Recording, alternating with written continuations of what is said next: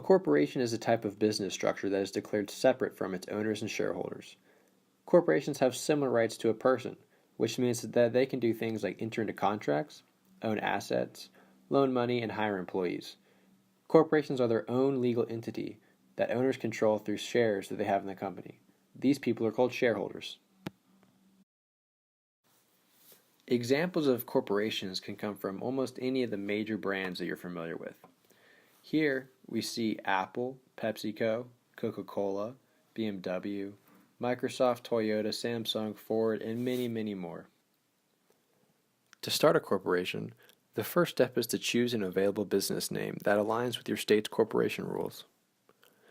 Next, you're going to want to appoint the initial directors of your corporation.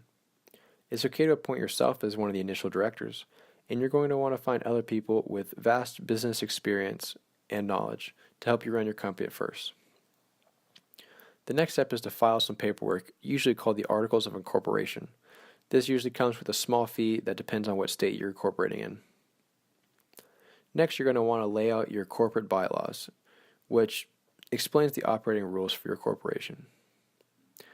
Then it's time to hold the first meeting of your board of directors. And soon after that, you'll be ready to issue stock certificates to the initial owners of the company. After that, you need to obtain any licenses and permits that are required for your business. I've mentioned shareholders earlier, so I'll explain what that is now.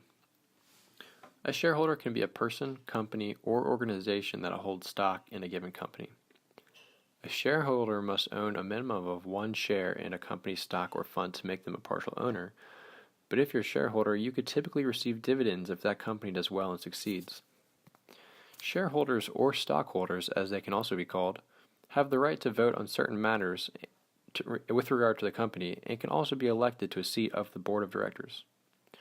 If the company is getting liquidated and its assets are sold, assuming that assuming that the creditors have already been paid, the shareholder may receive a portion of that money.